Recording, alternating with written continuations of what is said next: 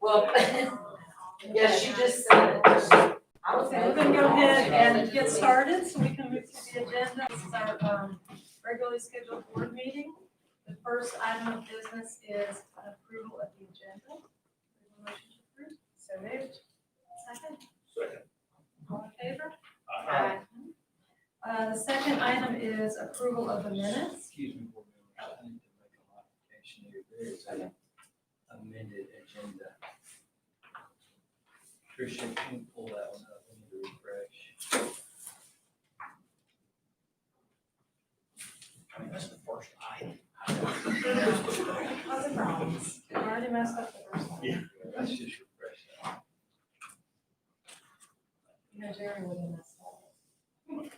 Yeah. He wouldn't have let me do that. See that comment? There you go. Okay, review. All right. So the new first item on the agenda is approval of the updated agenda. We have a motion to approve. So moved again? Second, Second. all in favor? Aye. The second item is approval of the minutes. We have a motion to approve. So moved. Second? Second. All in favor? Okay. Board members, I'd like to start with some great news to share with you on two of our employees in Vestavia City Schools. One you've met recently, and somebody I'm super proud of because he's just excellent in his field, and that's Michael Sennett. As you know, he was selected earlier in the spring as a final 16, the Sweet 16 of Teacher of the Year. And the process has been much slower this year for obvious reasons. So they have gotten to, they being the folks who do the state Teacher of the Year program, to the final four list. And that was produced just a couple weeks ago. And Mr. Sennett is a final four Teacher of the Year candidate for the state of Alabama this year. Congratulations, Mr. Sennett. Thank you. I'm honored. Well, we're super honored to be a part of working alongside you. So tell us what happens now. It gets even better, I know, for you.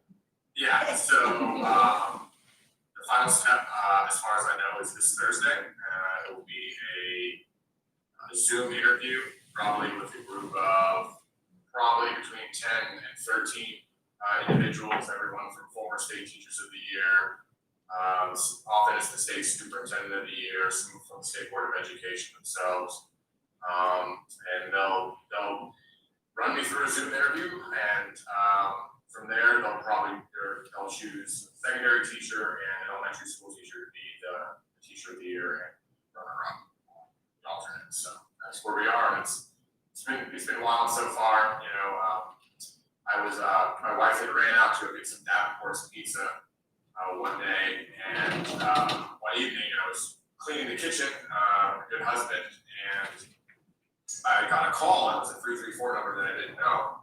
So as one would, I stood, and then we had about a 45-minute message from Dr. Matthews, superintendent. So it was a pretty, like something I just saw on TV 2 days ago. So great experience for the call and to give me. So I'm just honored to represent our community and our school and most of all the work our students do. Congratulations. Congratulations. Hopefully you're cutting the nets down. Yeah, proud of you, Mr. Sennett. Look forward to hearing how it goes. You have made us all very proud of your work. Appreciate it. Thank you. See you again soon. Thanks.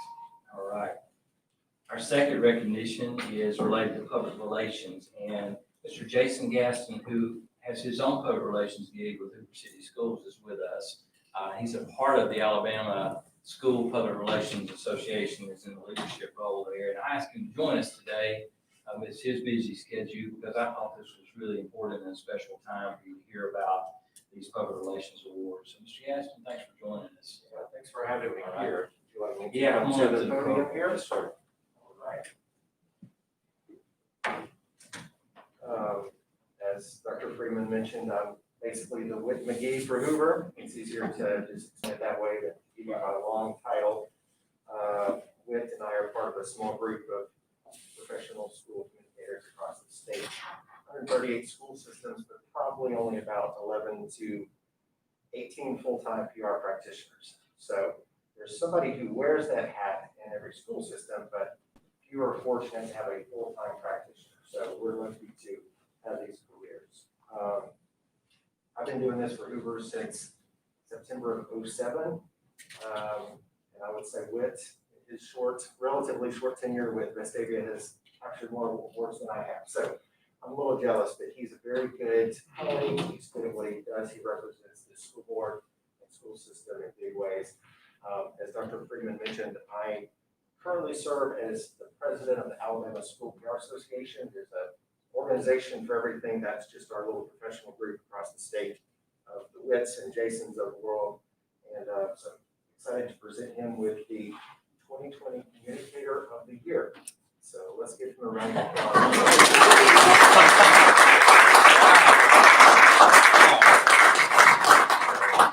We will set these in a special tank and let them decontaminate for today. And then we'll get it framed for you. But basically, as Communicator of the Year denotes, it's excellence in communications. And I think it's very easy to see through his spoken and written word how well, again, he represents the brand and vision mission of Vestavia City Schools. So congratulations on that front. So ALSPRA, the Alabama School PR Association, is the state affiliate. Oh, I'm suffocating here. I guess we're all in this. We're all in this together. The state affiliate of NSPRA, the National School PR Association, which is headquartered in Washington, D.C. And so as a state affiliate, we participate in the National Awards Program, which is concurrent usually with the state. So WIT has actually won 2 awards at the national level for the school system. One of those is an honorable mention for the 2018-2019 annual report for the school system. I know that took a lot of time and effort in terms of graphic design excellence, and also his Teachers of the Year video for this past school year, which is a compilation that profiled each of the teachers and their accomplishments to represent their respective schools. So very excited for WIT, and yeah, let's give him another round of applause.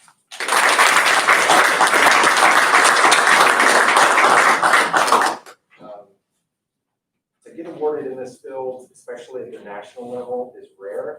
As I mentioned, it's a relatively small group in Alabama of full-time practitioners, but you get into some of the more populated states like Texas, New Jersey, Florida, they have a ton of PR folks. So to be competitive on a national scale is very rare. So I'm exceptionally proud of it. So congratulations. Well, I think you know the good work he does, actually the fantastic work he does on recently in our reopening plan, and the hours and time to put that together. We didn't know he had one Communicator of the Year. We've been only keeping that secret since about March. We set him up today, and I wanted Mr. Gaston to be here because he's one of his peers. Yeah. And this is a big time accomplishment, so I'm super proud of it. Yeah. Few words? I would just say that it's everything we do with public relations, I think, starts with the board's commitment to having a community dialogue. Dr. Freeman, with your leadership of all things in our school system and just commitment to excellence in everything that we do, especially on the communications front.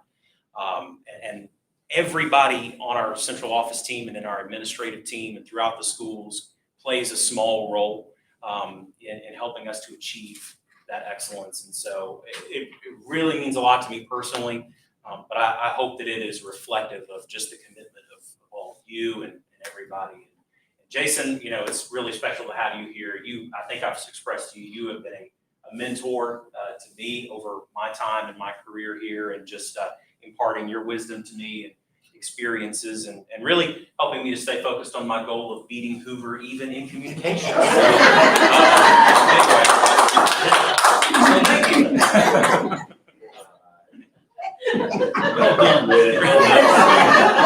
State champs. Just keep copying his pandemic plan, right? Thank you, Mr. Gaston. Thank you. Appreciate it. All right, great work. All right, moving on to our financial statement.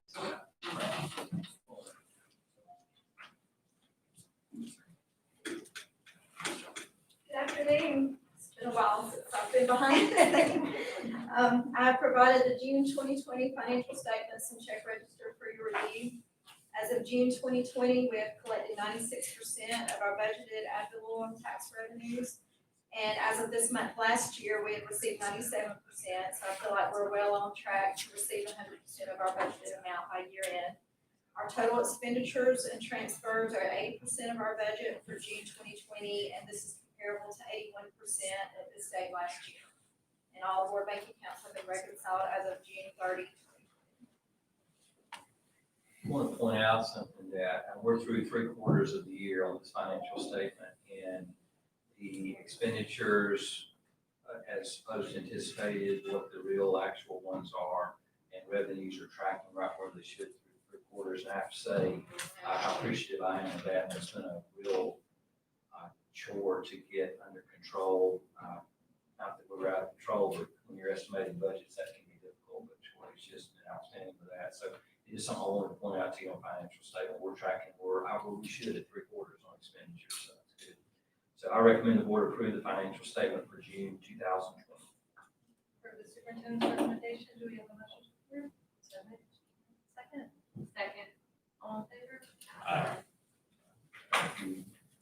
Item 6, I recommend the board approve consent items related to student transfers for the 2021 school year. For the superintendent's recommendation, do we have a motion to approve?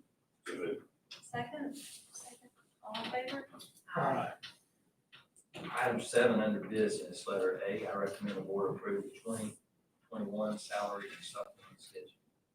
We approve the superintendent's recommendation, do we have a motion to approve? So moved. Second? Second. Any discussion? All in favor? Item D, I recommend the board approve Meredith Hanson as its sick bank representative pursuant to policy 5.12. For the superintendent's recommendation, do we have a motion to approve? So moved. Second? Board members, as you know, this is a sick bank committee that establishes our policy that governs our sick bank that employees utilize. And so each year you have a representative that typically is our director of personnel. And so I just want to make sure we get that reported with your approval. All in favor? Aye. Her last day. Aye. This is her last day. Right. Maybe. Item C, I recommend the board approve the change order to the Vestavia Elementary Dollar Beach field renovation. For the superintendent's recommendation, do we have a motion to approve? Second? Second. I'd like to talk through this one with you just for a moment. I want to split this course and stop this change order. You approved this bid in a recent board meeting before we really broke the ground. Well, there was a significant issue with drainage, which would affect the entire project. So, Mark, just explain that. Sure, just a storm pipe. So the city was out there with our contractor, storm pipe that needed to be replaced. We are applying the allowance to this portion of the project, and you have that note there. It's a net gain. It does exceed a 10% threshold that change orders are up to 10% of the total project. So I attached Mr. Boone's opinion for you about that. Mr. Boone, does it meet the requirement? It meets the requirement. Any questions? Okay. All in favor? Thank you. It's a good project. Good long-term improvement. Item D, I recommend the board approve the architectural agreement for track resurfacing projects. For the superintendent recommendation, do we have a motion to approve? Second? Second. Discussion? These are tracks at the high school and at UPSS, we just call it PSITs now, but the one at PSITs is in a severe condition, which we knew was not part of our original work, so we put that in. And the project at the high school is really past its useful life. The bigger track is, we have a lot of performance contests on it. So this allows us to begin the design process for those. This will make everybody faster. Yes. What's the timeline this year? City will, we're hoping to have that completed by, say, spring. Start that in October, post-October. You have a window of time with weather that you've got to get the project in. So we'll beat that, force you ready for a season soon. We'll have a season in the spring. So, all right. Thank you. All in favor? Aye. Item E, I recommend the board approve to amend the board education policy 7.3.2.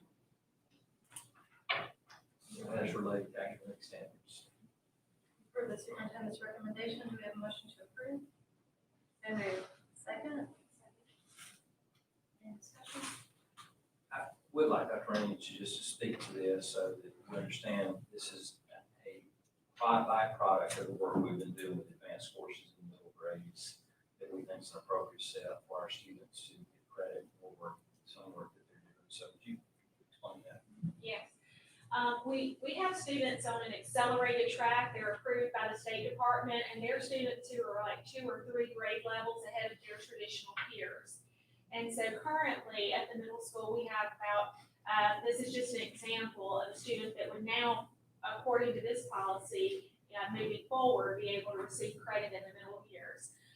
So we have about 6 or 7 students who are on an accelerated track performing 2 or 3 grade levels ahead of their peers. So for example, the high school math teacher is teaching students, or there may be children at Liberty Park Middle who are taking 2-level math classes that actually are like sophomore level math courses while they're in middle school. So it presents a problem when they get to high school, because now they max out the math courses that are available, and we're looking at dual enrollment or college credit for these students. So this would give them an opportunity not only to take a passive course, but to receive credit, high school credit for doing it. That was an issue when I was. Yeah, you did. All in favor? All right, item F is an information only for you, and I want to tell you that what you're seeing is a working document for students that use these. And we continue conversation with that, so I want you to know that you'll see a finished product in the coming meetings. But the reason why we're still saying it's a bit fluid is as we're working on the remote instructional specifics and criteria for supplies, we want to make sure we're mindful of what folks will need that are doing remote instruction at home. And so this is where we are to this point, but it's evolving. I expect it may change some, but I did want you to know we're in the process. So we'll certainly have that out to our parents in some time. Okay, item 8 is personnel, and I would recommend the board approve personnel actions as submitted. You've heard the superintendent's recommendations, we have a motion to approve. Second? Second. All in favor? Remember, item 9 is a report for you on our reopening school plan. And I want to just continue these conversations with you as we're going through our meetings. The last one we had in work session format was in early July, when we were finalizing details of the plan. And of course, we released our plan about a week and a half ago, on version the 16th. And so what we're doing now on the operation side of this is beginning to execute the plan. So I want to give you an update on some of those points for you to be aware of. First one is with regards to budget.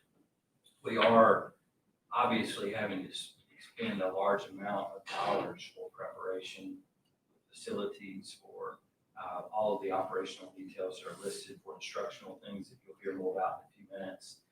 But fortunately, in this case, Congress reacted many months ago to a set of stimulus deals that resulted in certain flows of dollars to education. And so recently, the governor issued a couple of sets of funds. One is called the GEARS Fund, which is the governor's funds related to 2 things. One has to do with outfitting school buses with Wi-Fi.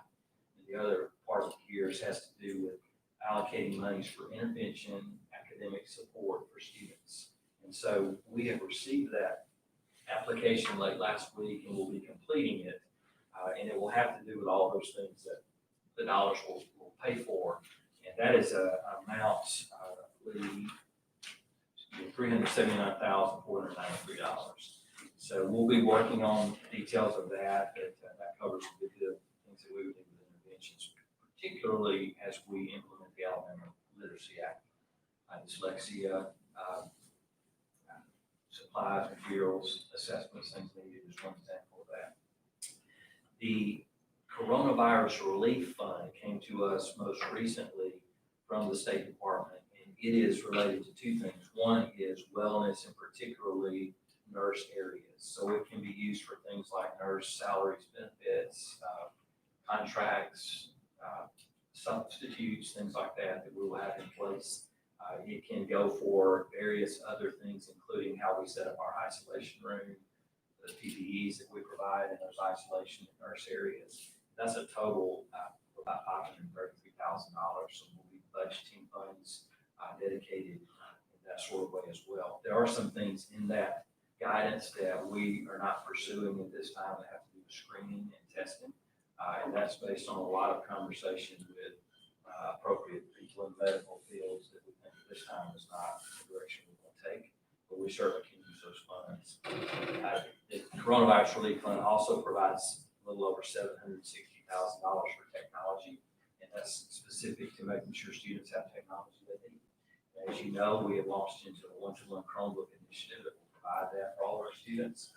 And so that's a benefit for us. We'll be able to apply expenditures on that into this fund source.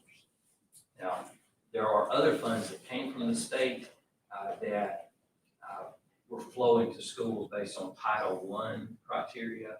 We do not receive Title I federal funds, so we didn't receive those dollars. But I'm optimistic that we're going to have some additional support for some federal money that the council is looking to try to provide through a sub-grant process. But we're waiting on that. I think there's news to come from the federal government about additional stimulus, whether it gets passed or not. The one that's been introduced this week does have money dedicated to schools. So I tell you that all to say that while we are expending a large amount of funds, we are doing it knowing that we have the funds in which to do that, even though they won't budget before. So make sure you're aware of that. In terms of exposure protocols, I fielded a number of questions in FAQs and personal questions fielded to me about that. What I can tell you to date is the Alabama Department of Public Health is going to issue guidance to schools as it relates to protocols with exposure of coronavirus in classrooms and buildings, et cetera. So that is to be announced when we get that information. I will update our plan accordingly with that. From a staffing perspective, we began this week beginning to staff our traditional and remote. And I think by the end of this week, comfortably, we have the staffing in place for remote and traditional. And that's an important function. As you know, we're at about 82% of our students are planning to return to the traditional on-site instruction. About 18% are planning to do remote instruction. So we are allocating our teachers in such a way as to do that. So we're going to analyzing it, of course, and working with our principals to get that settled. And I feel comfortable that by the end of the week, we're in good shape in terms of our staffing. And so that leads to the next thing, which is employee leave. And our employees will be getting information in the very near future about how to go about leave if they wish to exercise that under the Families First Coronavirus Recovery Act amendments to the Family Medical Leave Act. We have been working with Mr. Boone and some additional legal counsel to make sure we do the best we can to provide information for our teachers or employees that would like to consider leave. So that's in full motion as well this week. The other things that I want to speak to about the plan have to do with remote instruction model. And so I wanted to ask Dr. Rainey to talk with you about this because we're making a shift in how we're going to provide this kind of, or the content platform we're going to provide that I think is most beneficial to our plan to execute successfully. So, Dr. Rainey. I think the last time we met, we were gearing up for our State Department training on Schoology and Schools PLP. We did that training and it became apparent that it would not be sufficient for our students. So we switched gears and now we have purchased Edgenuity for K-12 and Accelerate for K-5. And then we'll be using TeachNow and Unique Learning for our pre-K students. So we feel so much better about the content, the online content that our teachers will have to be able to use as they're preparing and teaching those students that have selected the remote learning option. It is much more robust. It provides more robust options. There are many more tools for our students to be able to use in the online and virtual environment. So we just wanted to update you and let you know that we will not be using Schoology nor Schools PLP. Teachers will be utilizing Google Classroom. And then through Edgenuity, we'll be utilizing their LMS, which makes the tools work like they should. And we will be utilizing Accelerate's LMS. Again, when you use content within the structure of their LMS, the tools work so much better. And so that's what we're gonna do. So students will, whether you're in the traditional model or the remote model, you'll have your week at a glance and you'll have your Google Classroom, which they're all familiar with.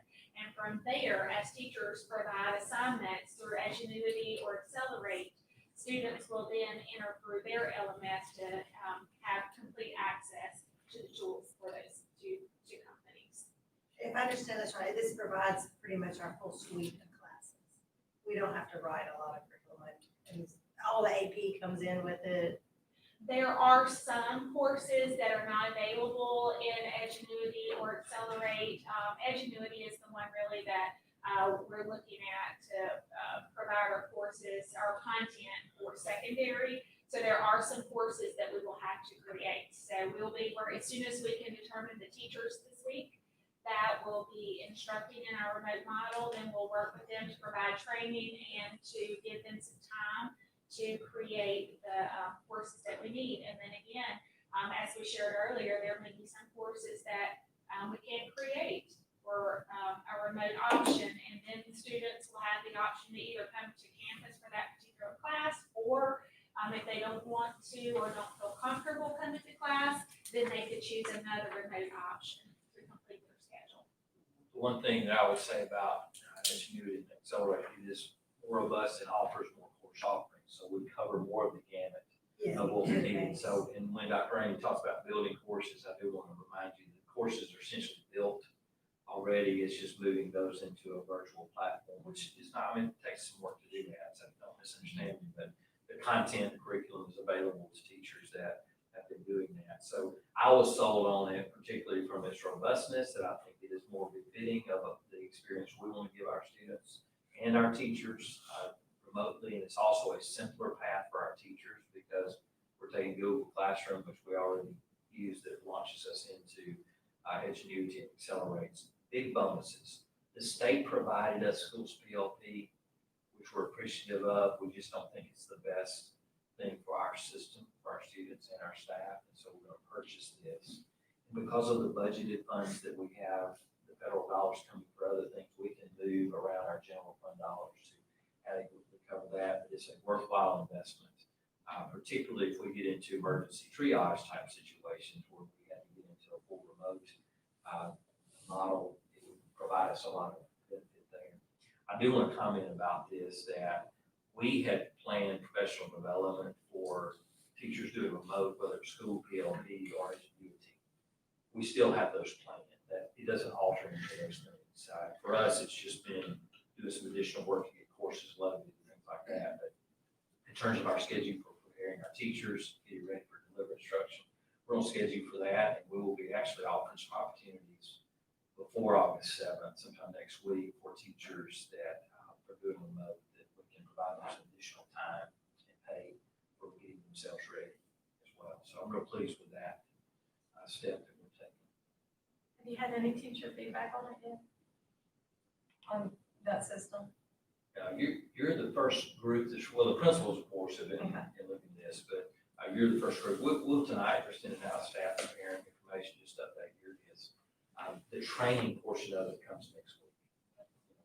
So I'm very enthused about the idea that we're doing, because there were legitimate concerns we had, no disrespect to the product, but we just felt like we needed something different for our students. And this answers the question for parents that aren't comfortable with the state provided I think so. program. I feel confident in this. Do you anticipate that any families are maybe going to change their mind about? I anticipate We there'll have be an some option changes. for them. And we have our numbers, which I think are the significant block of numbers we need. But I'm confident there'll be some that may want to switch to remote at some point, some that want to come back to traditional, and we'll try to be forgiving about that prior to school starting. There is this point where we need to know who's going to be in the building, and who's going to be remote. So we have generally those numbers in place, but I think that there might be those who see it and say, this answers my concerns, maybe I'll stay remote. Certainly think that's understandable. Are these software licenses, are they per pupil, or do we pay once and we end up going completely remote? We weren't paid. It's a site license for the entire district, so our teachers in the traditional model, they'll have access to this information as well. So, and they are customizable. So if I'm a traditional teacher and I have some students who are in the blended model, they're out for COVID exposure, I can also, provide some lessons through these course providers, content providers for them as well. So it really is nice. Not only will the remote teachers have access to these lessons, but all of our teachers will have access to these lessons. We have a sub pool that also knows the remote. Yeah, we're working with our provider Kelly Services on substitutes. We've worked to secure additional permanent subs in our buildings, at least for the early portion, actually for all for the year for permanent subs and some additional subs that are on standby and ready for us when school begins. We've able to get that done. We're looking at other possibilities with subs as well. If Kelly cannot fill those requirements. So in terms of being subs on remote, I don't think we'll plan to use subs in the remote format necessarily because there's a lot of flexibility the teacher would have with it. So they'll mainly just be the traditional. But every teacher in the system will get trained on At this, some correct? point they will. Our priority is going to be training remote teachers, to start with. That's what we'll go. But we will have the training available and we'll do that, I think, the appropriate time, but not to start. If you're in the blended model though, do you then get assigned to a virtual teacher for the 14 days you're out? What would that be like? Your traditional classroom teacher, if you're in the blended model, that means you've selected traditional and your teacher of record, your teacher at your base school, your traditional teacher would have access to this online content. So they could, whenever they're assigning lessons, if you need some additional support or some additional lessons on a particular standard, the teacher she has access to all of that online information. She could pull and assign certain lessons for you if you needed to do additional, or you needed additional support for. It just gives them another resource. It just gives them another resource, yes. So we're full speed ahead with that work this week. From a readiness standpoint, getting into the start of the year, I think if you were asking the question, are we ready today? Well, no, we're not. The end goal is to be ready when students arrive, and that's where we're heading. I'm confident we're in that direction. We all have a lot of work to do, but there will be updates to our plan. There's some things we cannot control. There's some things that the governor may have a position on something, or Alabama Public Health will have some guidance. We'll adapt our plans as they go, because the matter is certainly fluid. But I'm confident what we have developed and I'm confident our teachers do that. So, questions you got, Bill, that you would work through? The readiness piece, I think, is produces a lot of anxiety from the teacher side and the parent side. And I think we're going to be great. I think the teachers are, they're all outstanding teachers. We have outstanding staff and administration. And, I think that there's a couple things we know for sure. We know as much as possible we want kids in the school for their, intellectual and social and emotional growth. And, the other thing we know for sure is we're going to get something wrong. It's not, it's not going to be probably very pretty on the first day or maybe the first week. And, but as I think about this, we also have an opportunity to really help kids through some of those soft skills too. We have an opportunity to help them through the process of school looking different. And, I love in the plan that it has that element for that, that psychological and emotional support as we all adjust to this new normal that we have no idea what it's going to look like from day to day. So I think, I think we're going to be ready. We're going to be ready, and we just have to, just realize that it's going to look different, and we may not get it right. We're probably going to get it wrong. May not be perfect, it may not even be good the first few days, but. I'm not sure the first day of school is any school district shining day, right? I mean, that's the first day of school, kids are out for 4 months, they're going to be wild and excited and, you know, for 50 years, we've risen to the occasion, I have no doubt we will do it this year. Yeah, I don't either. I think it's, you know, everybody's anxious, everybody's concerned, and that's okay, but, we're gonna do it. As a parent, the one thing I've learned is when your kids come home happy, you are happy. And so as these kids come back and get their structure and they get their friends back, their teachers back, the familiar faces, the support and love of school times, they will be fine. And when your kid is fine, you are usually fine. And I think this is when we really need that partnership with the parents and with the community, because, you know, kids are gonna cue off their parents, and they're gonna cue off their teachers, and, you know, if we give them a consistent message that, you know, it's gonna look different, we're right there with you, you know, it's gonna be okay. But I think we really need to be careful of those cues that we're sending, you know, all the students. To our first year teachers, first year with us teachers last week, there were more than 30+ teachers that we got. Something that I certainly support is this is the opportunity for our teaching, for our educators in general to rise to a whole new level. And this is an opportunity to bring out the best.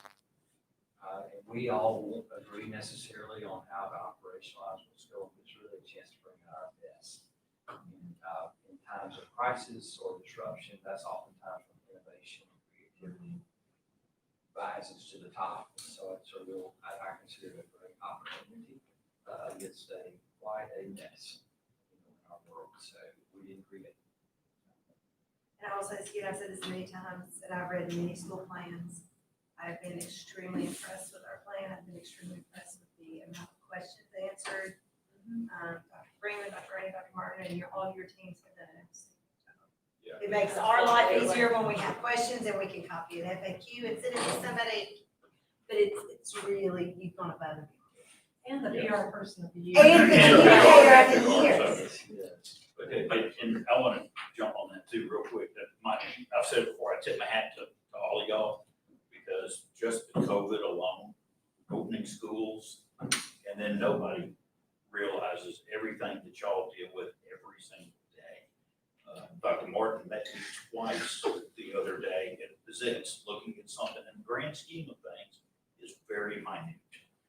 But it was important to a group of people, and he took the time out to take me so I could see things firsthand. We were able to meet about 4 or 5 brand new teachers coming into position. They were all excited. They were, and I think one of them had grown up in Vestavia, was teaching, coming back to teach. So, you know, it's, again, people just don't know everything y'all do. So Base business keeps working. it does. So, and Whit, this is probably the first time he's had clothes on, because I know he's locked his closet answering questions on the COVID cycle today. But seriously, y'all have done a wonderful job. But you're right, I appreciate Dr. Martin's time behind the scenes to get on so much of this, because he's quietly opening up the school this year. And we're moving freshmen to it. So behind all of this, it's going to work to make that happen as well. So it's a good group. I appreciate your comments. I'm certain we'll make some mistakes. We get started, but a good plan to work. Have So the that's kids also- had an opportunity to go into these schools yet, like to tour at all? Yeah, it's that where it Okay. is. I mean, got rave reviews. Everyone We'll be hoping and praying that our plan to execute traffic is works.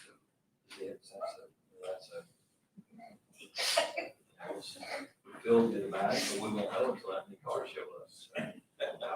You know, I will tell you that the number of students that are on remote is minimizes some of that, which can be helpful to the first few days, because the first few days of traffic is basic anyway, so that probably have some, give some assistance to us as we get that rolling.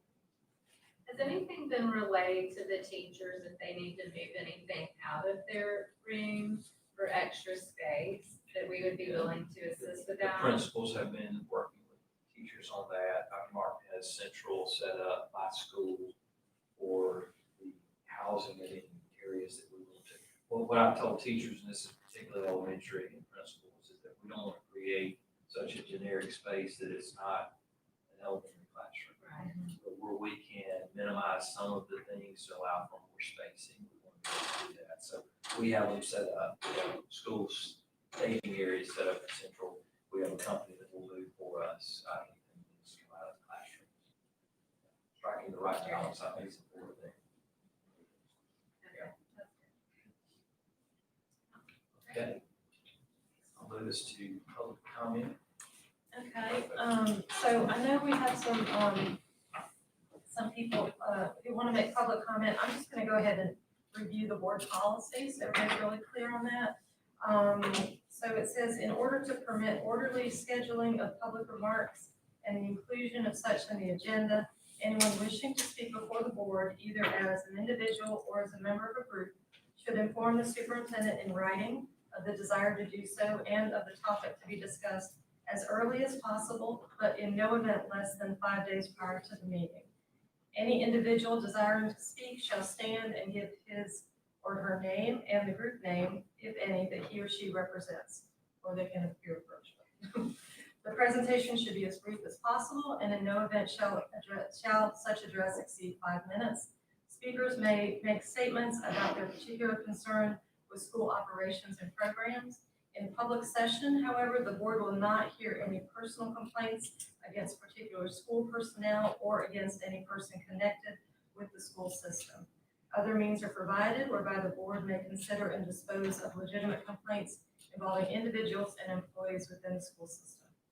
Notwithstanding the foregoing, the board president, at his or her discretion, may allow public comments from the floor at the end of the regular meeting agenda, except the comments prohibited above. The board president may terminate the remarks of any individual when such remarks do not adhere to the above procedures or for other good reason. And I believe we have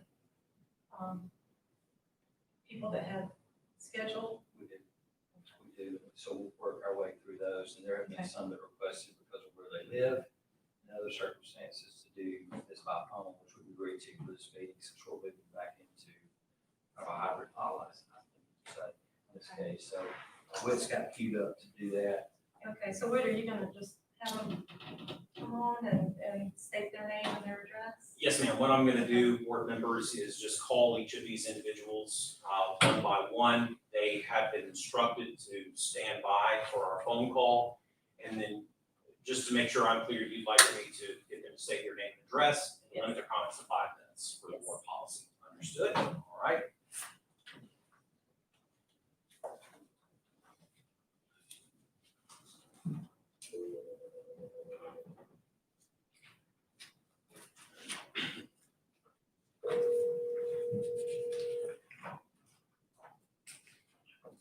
Hello. Hi, Mr. Nelson.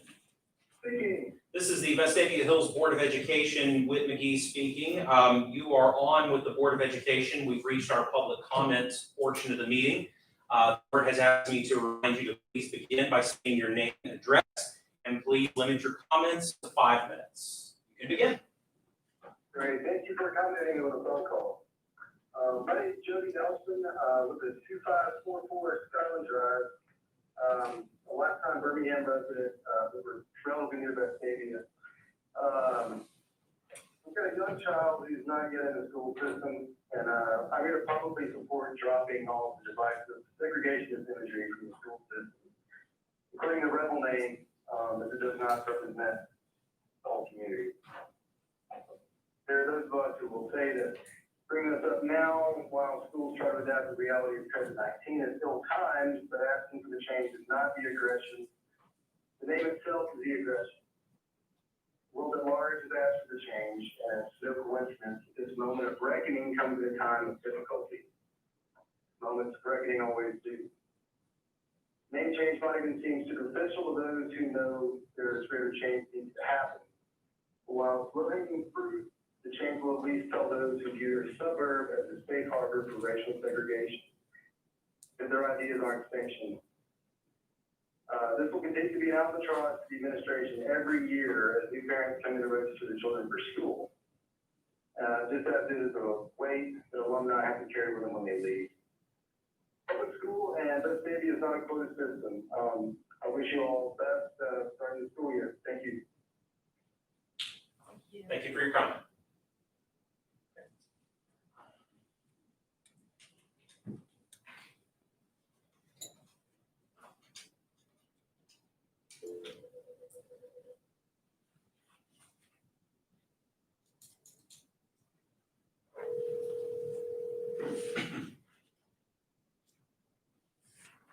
Hello, this is the Vestavia Hills Board of Education calling for Ms. Thomas.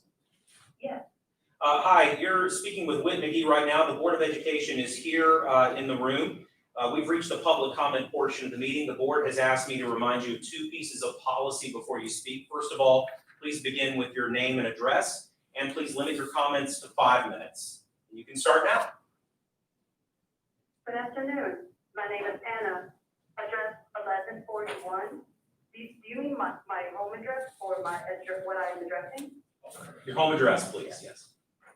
1141 14th Street South, Apartment 3, Birmingham, Alabama, 35205. I am a Vestavia Hills High School 2006 alumni. Today I'm addressing the school board with a deep concern of the school's remaining rebel name. What side of history will Vestavia be on? Though the plantation under mascot and Confederate flag symbols were removed from the school 5 years ago, those changes cannot remove the meaning on which Vestavia school system's rebel name was founded. While true that rebel also holds another meaning, Vestavia's history of the rebel man context cannot genuinely and honestly make that transition.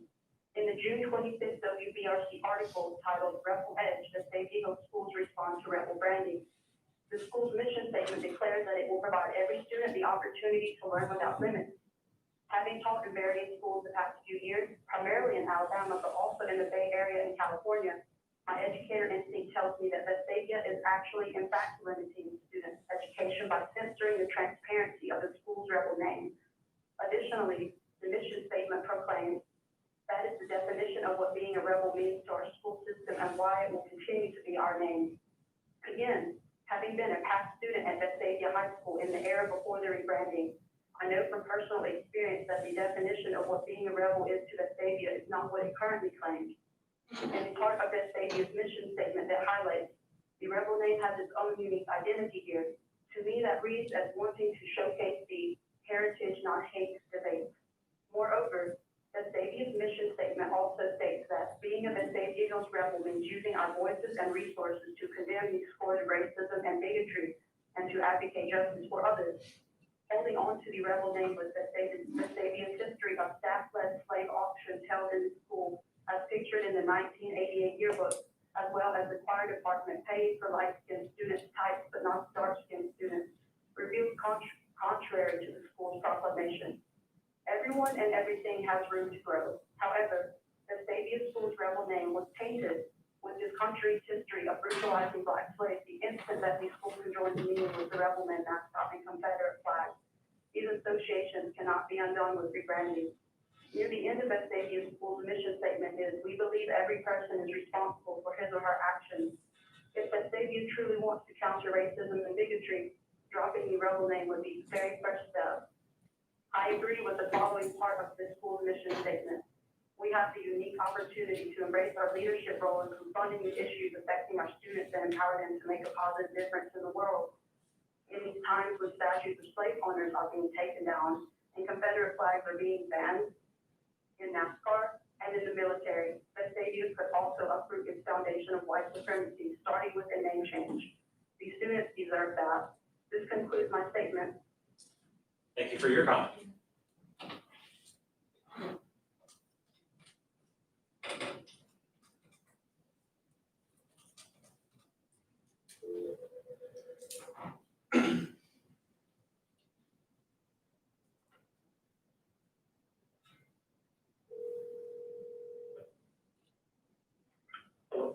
Hello, this is the Vestavia Hills Board of Education calling for Dr. Foster. Hi, we have reached the public comment portion of our meeting. The Board of Education is assembled here. They've asked me to remind you of 2 items. First, per board policy, if you'll begin by stating your name and your home address, and then please limit your comments to 5 minutes. And you can start now. Excellent, thank you. Wanted to first thank you with others for accommodating those who are unable to make it today. My name is Dr. Theodore Foster III. My address is 1757 Trailhead Circle, 35216. Please cut me off when 5 minutes arrives, as I want to honor that statement. I am currently a professor of African American history at the University of Louisiana Lafayette. Last year I graduated with a PhD in Black Studies from Northwestern University. I studied the production of historical amnesia or erasure within the historiography of the civil rights movement. Iconic sites of racial violence like Selma and Birmingham are the subject of my research that often stand in for the entirety of the long Black freedom struggle, often obscuring many key actors and events beyond Martin Luther King Jr., Rosa Parks, and indeed John Lewis. As a high schooler, I got into what John Lewis describes as good trouble, resisting the racism normalized by my high school and community that Anna was just speaking about. Speaking at a commencement speech for Bates College, Lewis stated, "You must find a way to get in the way and get in good trouble, necessary trouble. You have a moral obligation, a mission, and a mandate. When you leave here to go out and seek justice for all, you can do it. You must do it." I want to leave with a question.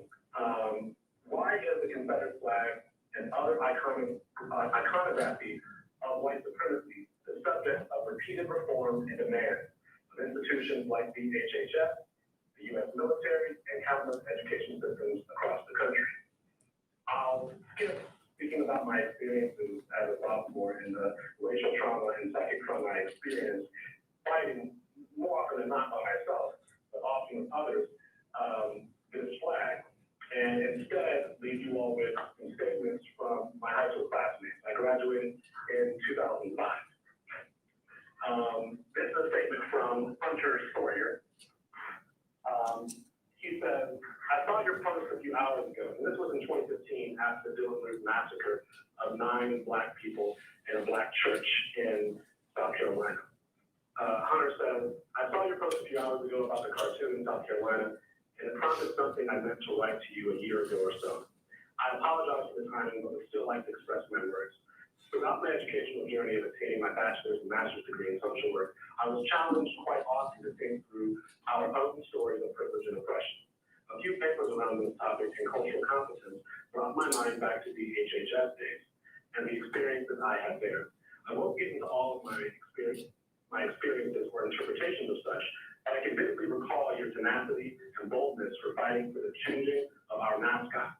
Because of my privilege and unfamiliarity with deep hurt and pain, I didn't understand the fullness of what you were passionately fighting for at the time. However, over these last few years, I have come to appreciate your courage and bravery for your stand for justice and righteousness. Your family did a great job of teaching you right from wrong and how to educate in very tangible ways. I thank them for that. I followed you loosely through Facebook over the years, and I've learned much from your posts and articles.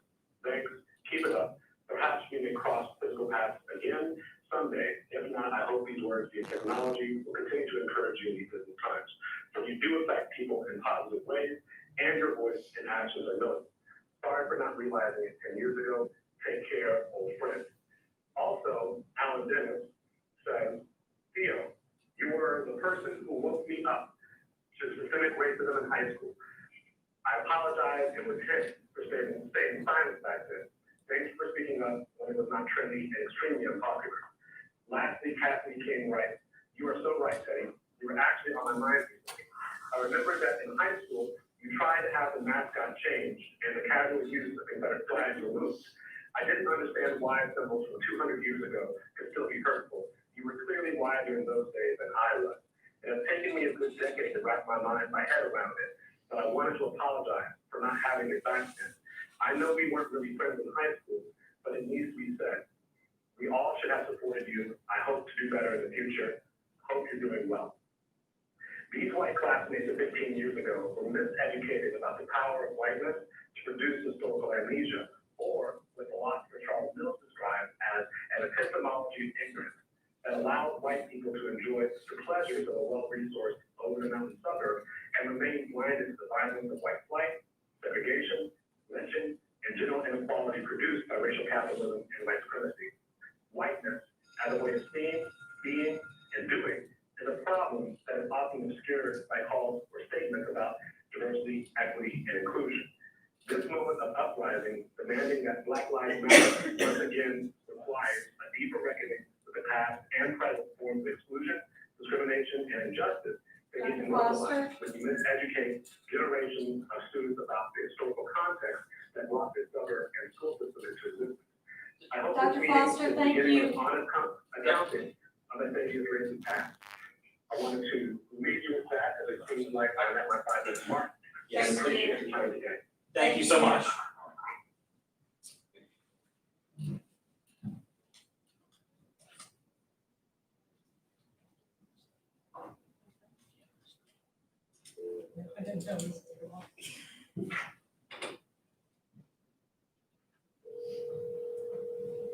Oh, you're calling me. I'm sorry. Okay, can You can keep going, Okay. I'm just, yeah. I saw open seats on the live stream, so I just drove over, so. Come on now. You know, I tried my best.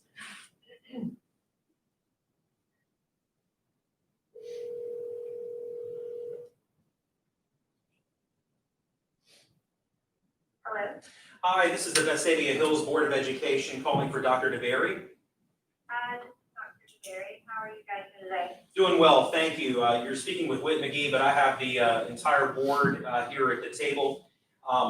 We have reached the public comment portion of the meeting. The board has requested that I remind you of 2 portions of our policy. First of all, that your comments begin with your name and your home address. And secondly, that you limit your comments to 5 minutes. And your time starts now. Absolutely. I'm Jennifer DeBerry, and my address is 3912 Asbury Park Circle. And thank you guys for the opportunity to speak today, especially by phone. So I grew up just a short, maybe 35-minute drive north of Birmingham in Hayden County. And I graduated from Hayden High School in a class of 85 students, 3 of whom were Black. When I was a kid, pretty much anyone over the age of 40 referred to the area where the local Black families lived as the quarters. By the time I was a teenager, I knew intellectually that everyone should have equal rights and should be treated equitably without regard for skin color. But I didn't really live by my own intellectual knowledge, and it's not because I was hateful or explicitly chose to be racist. It's because I didn't realize my own racist thoughts, biases, and actions. And a big reason for this was that the people I was surrounded by and looked up to, many of my family members, teachers, coaches, community leaders, fellow churchgoers, condoned racism through their own participation in it in ways that ranged from sometimes overt hatred to seemingly subtle attitudes and actions that we now call microaggressions. I'm going to paraphrase some words from Jim Boland, who's an AP US history teacher. So the term rebel comes from pro-Union supporters considering the Civil War the War of Rebellion, and they also dubbed Confederate soldiers and supporters as rebels. This eventually gave rise to the reference Johnny Reb to refer to Confederate soldiers, the imagery of which was only recently removed as part of the identity of the Vestavia Hills schools. So let me read a few words of the Confederacy's Vice President, Alexander Stevens. This is from his cornerstone speech in 1861. The Constitution rested upon the equality of races. This was an error. Our new government is founded upon exactly the opposite idea.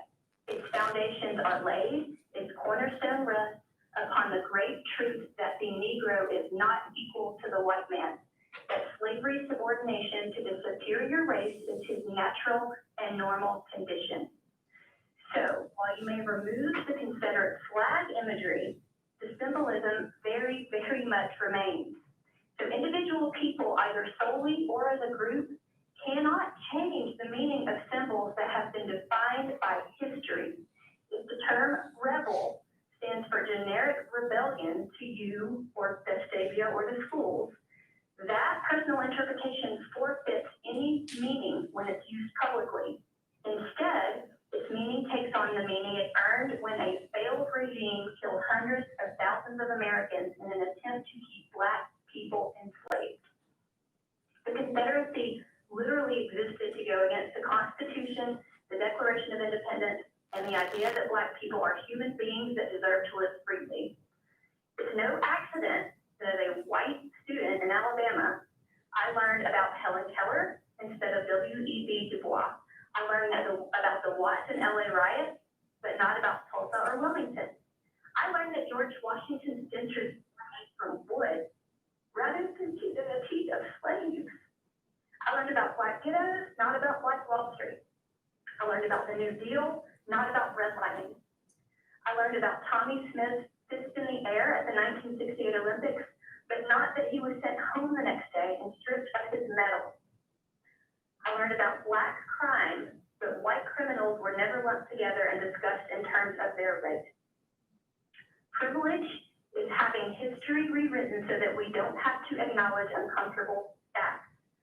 Racism is perpetuated by people who refuse to learn or acknowledge this reality.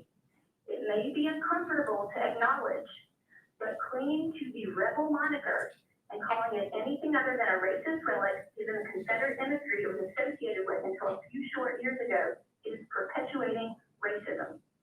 We have a choice. You have a choice. Let's join the dozens of other educational institutions regionally, nationally, and even internationally. They're dropping their association with racist references and icons. Let's choose to be on the right side of history, and now's the time. Let's teach our children better. I really appreciate you guys giving me the time to speak today. Thank you for your comment.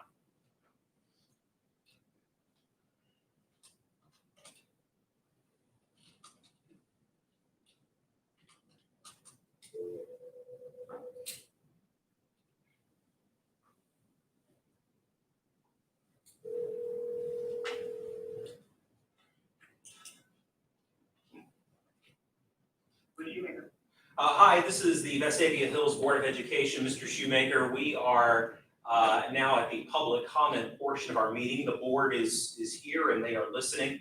The board has reminded me to remind you of a couple of pieces of our policy. And that is first, that your comments begin with your name and your home address. And secondly, that you please limit your comments to 5 minutes. Your time starts now. Good afternoon. My name is Bruce Shoemaker. I live at 3868 Timberline Way.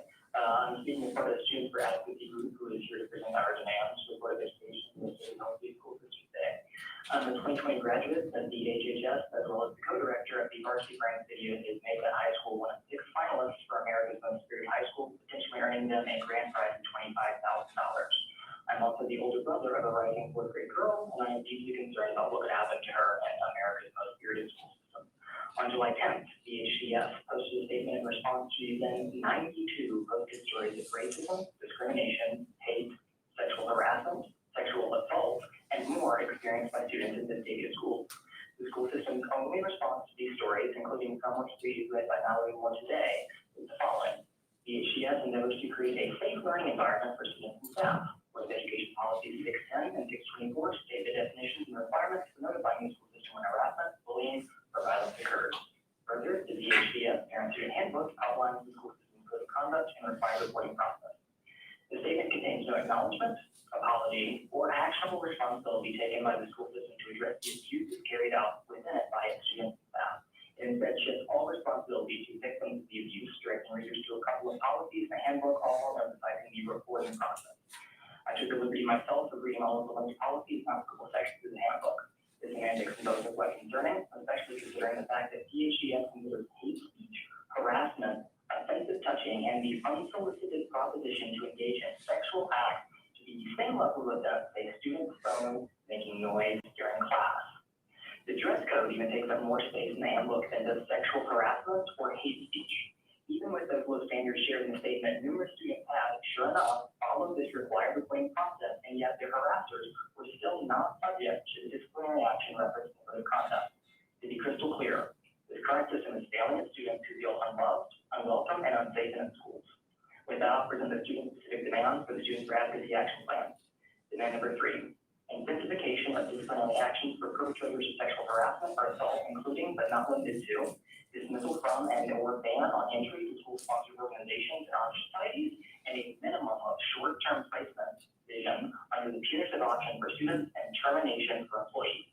Equal enforcement for disciplinary action for all perpetrators, regardless of their status as a member of a school-sponsored athletic organization or a school employee, and alteration of no contact rules in dealing with sexual harassment or sexual assault to remove the provision that currently prevents survivors from speaking out about their experience, and to extend these no contact rules to last the entire duration of survivors' high school career at the request of these individual survivors. The VHVS policies and procedures currently contain concerning semantics that could provide loopholes for these perpetrators, and the school system has also consistently failed to discipline perpetrators in accordance with their own standards and consistently shows preferential treatment to perpetrators belonging to school-sponsored athletic organizations and perpetrators employed in the school system. Number 6, inclusion of HBCUs in the college counseling department, including but not limited to college representative visits, scholarship opportunities, and tours. The Vestavia Hill High School Counseling Department does not currently provide equal educational opportunities to the futures of Black students, and this demand will improve that. Demand number 7, creation of school-wide SGA diversity and inclusion officers and a student committee of the same responsibilities to serve all grades and promoting a more welcoming, accepting, and understanding environment, and creating more diverse and inclusive student-organized events. SGAs and similar committees within VHVS schools currently serve as nothing more than a popularity contest, when instead they could be a real opportunity for student leaders to improve the school system's currently unwelcoming environment. Our full legislative action plan will be made available to the board later today in writing. We look forward to further conversation about the process of implementing these plans to finally create an actually safe educational environment in all of the Vestavia Hill City schools. Thank you for your time today. Thank you for your time.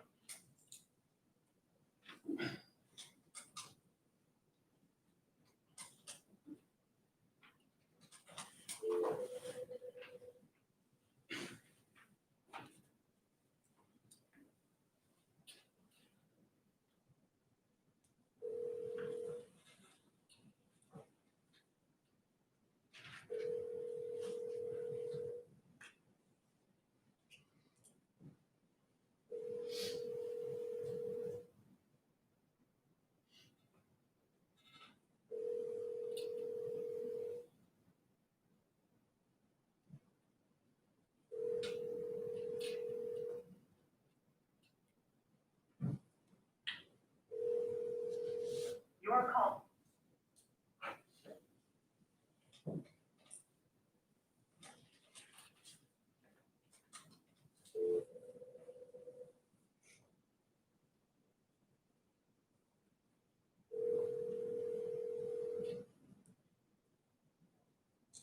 Hello? Hi, this is the Vestavia Hills Board of Education calling for Mr. Is it Caleb? Caleb, yeah. All right, we have reached the public comment portion of the meeting. The entire board is seated here by the telephone. They have asked me to remind you of a couple of important pieces of board policy. First, that your comment begin with your name and your home address. And secondly, that you limit your comments to 5 minutes. Your time starts now. Hey everyone, my name is Salem Caleb, VHS class 2018, 4233 Paxton Place, Vestavia Hills, Alabama 35242. I want to first thank you for your time and go into recognizing the numerous opportunities that the VHS system gives to its students and faculty.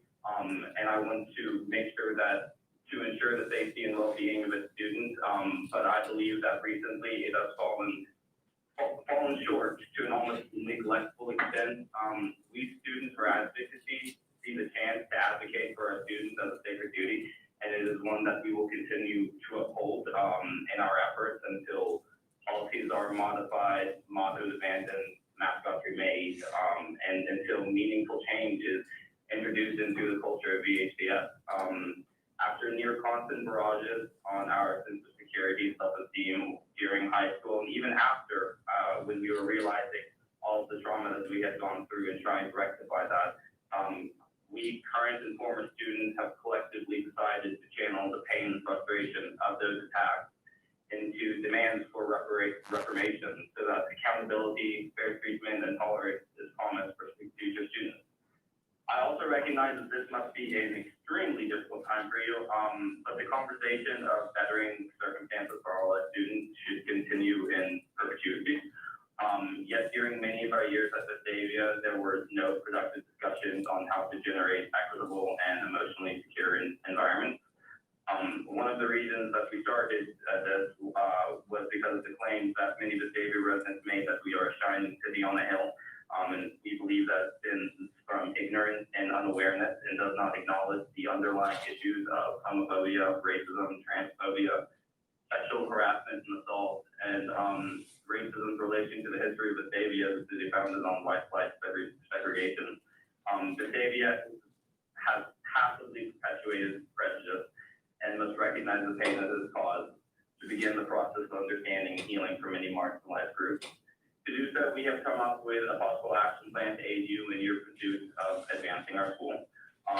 Each action item can be traced back to a key theme element that appears throughout many of our stories. We would love to sit down and speak to you in a private setting, but I will begin with staff-specific requirements. There are 4.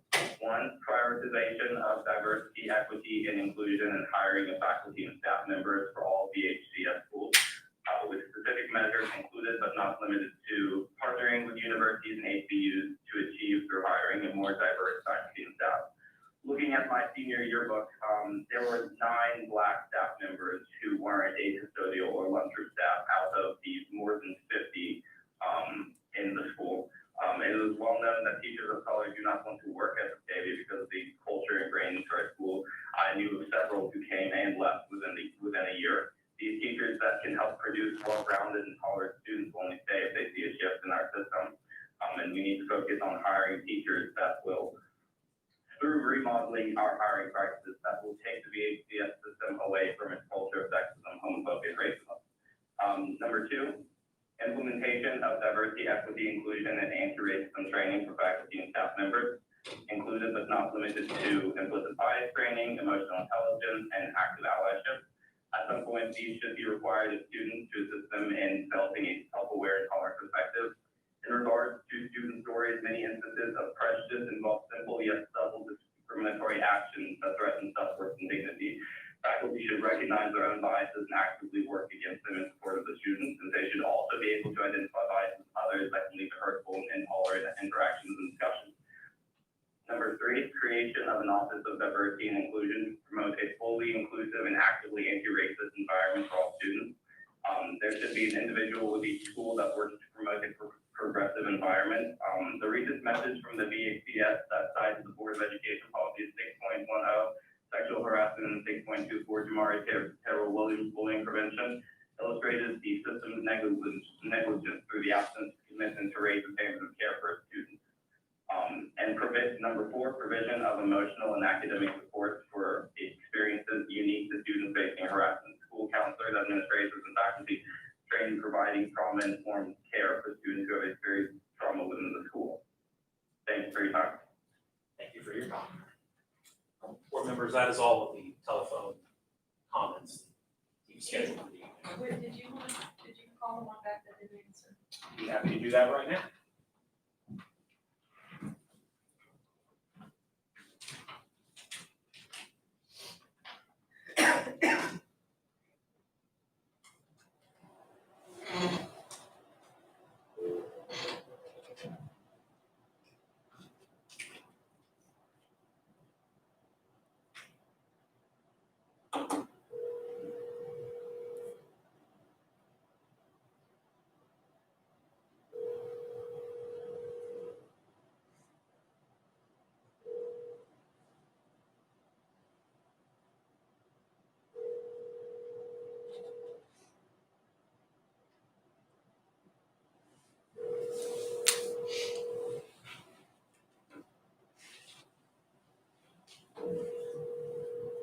Your call has been forwarded to an automated voicemail.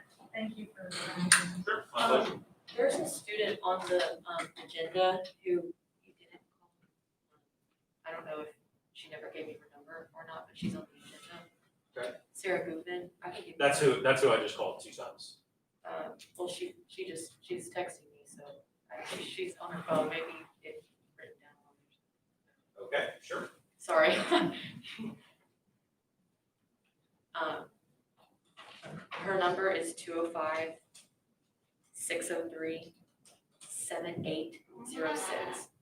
That's the number I call. Try one more time.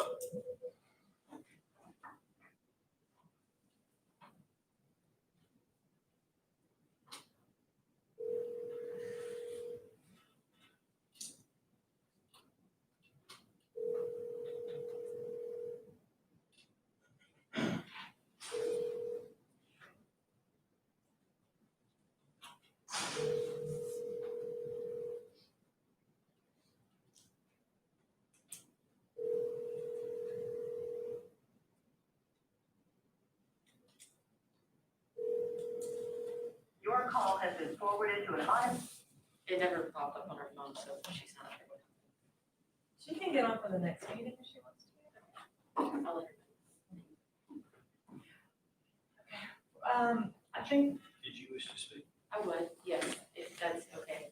yes, we can go ahead and, so I think it might be best since people came to be heard, if we go ahead with, and entertain public comment from our visitors. If you just kind of do the same thing, if you just go up to the podium, state your name and address, and keep your comments under 5 minutes. And if you could, if you could not say something that's already been said, that would be great. If we've already heard a position, it would be great if we didn't have a lot of repetition of that. Of course. Mallory, you can pull your mask on if you're comfortable doing that. Yeah, I just didn't feel Gotcha. 6 feet apart. It's funny. I can take it over now. So, don't have. Okay, my name is Mallory Moore, for those who don't know me. I am an alumni of PHHS. I was class of 2018. I live at 1344 Starcross Drive, Vestavia, about 2 minutes from here, so I got here so fast. So, like many others, I have been affected by the anonymous stories posted on the Injustice in Vestavia Hills City Schools Instagram account. I have today a list of over 540 supporters who have signed a petition for change, as well as an action plan put together by current and past students. So, like the people on the phone we're talking about, if you guys didn't take notes, have it all in PDF form.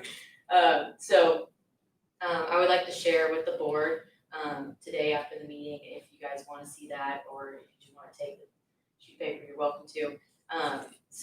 But today I wanted to read excerpts from an email sent to the board in 2018 that shows the injustices happening in Vestavia City Schools. It affected me personally as I was sexually harassed at Pizitz as well as Vestavia High School. Reading this full letter brought me to tears, so I hope you will listen as I read it to you. October 5th, 2018. To Vestavia Hills High School administration and board members. In August of my freshman year, I was excited to take my first career prep class. I happened to be assigned to a partner. I don't remember what the project was, but it was online, mostly likely a presentation. He sat next to me since the first day after the computer I was assigned to didn't work. I was moved to the back row where he was sitting. I wasn't friends with him, but I was polite to him. I knew he was problematic. He was someone I purposely avoided due to past encounters. He seemed to dislike me too. He was extremely friendly towards me that day, surprisingly. I said hello back, and he responded when he asked me how I was doing. Then I began to work on the project. He made me laugh, and he made jokes about the class, and I tried to remain focused on the project. We only had a week to complete it. I admit that I let my guard down. I usually am very defensive around unfamiliar boys and men, but his jokes and facade of kindness put me at some kind of ease. He continued to talk to me, and for some reason, he eventually brought up his then girlfriend, Caitlin. He shared his sexual past with me, and I immediately became uncomfortable. I told him to stop talking, and I tried to tune him out, but then he said something I'll never forget. He asked me if I've ever given head. He then told me that I could probably do it better than she could. I was mortified. My face turned bright red. I'd never been more uncomfortable and embarrassed, so I sat in silence. How do you respond to something like that? Suddenly, I felt his hand brush up against my leg, then he moved his hand over the top of my thigh and placed his hand on my inner thigh. I was frozen, paralyzed with fear and shock. He told me that my yoga pants were really working for him. I could feel my heartbeat in my ears. He squeezed my leg before letting go and let his hand graze over my leg again. My thoughts went blank after that. I couldn't process what had happened. I tried to tell myself it didn't happen or that it was my fault. I told myself that maybe he thought I was flirting with him. Maybe he thought I didn't want it. But it doesn't matter if he got the wrong idea. He broke me. I buried it. I quickly left class as soon as the bell rang, fighting tears of shame and embarrassment. I ran into the girls' bathroom on the 3rd floor and tried to collect myself as someone who has experienced sexual assault before. The feeling of complete lack of control, fear, and intimidation immediately rushed back to me all at once. The next day, the same thing happened over again, except he talked about my breasts and how they were huge, and how Caitlin didn't have breasts like mine. He touched mine again, and at this time, he placed his hand between my legs, groping me again. I felt like I couldn't breathe. I reached to grab his wrist and pull it away from me, but he resisted and kept his hand there. He then proposed I hook up with him after class and perform oral on him. He reassured me that she would never find out, his girlfriend. As he reached his hand behind me and tried to grope me again, I grabbed his wrist and said, shaking, "Stop, seriously stop touching me." He giggled to himself and said, "My bad."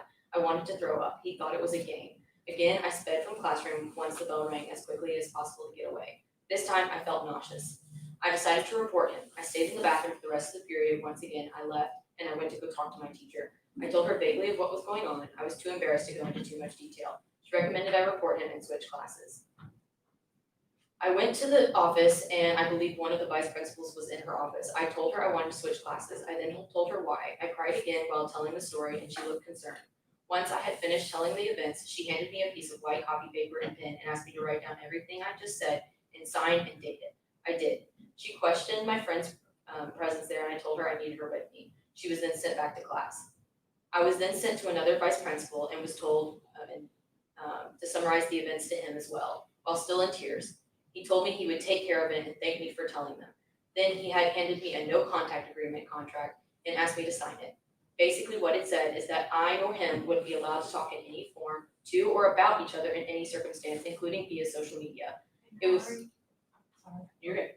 We're gonna need to stop you there, but if there's things that you wanna leave with us.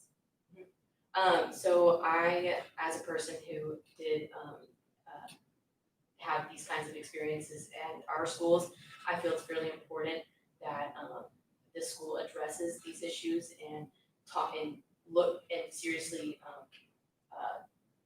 think about the demands that were set over the phone, just because I want my alma mater to be a great school and I want to look back and be proud to have gone there. And right now, it's hard to. I really appreciate you coming forward and saying those things, because I know it takes a lot. I think you guys need to do one.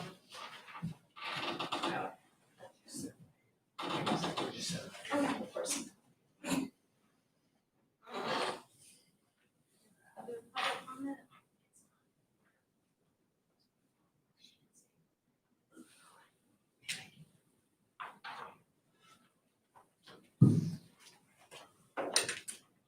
Anyone wants to go twice?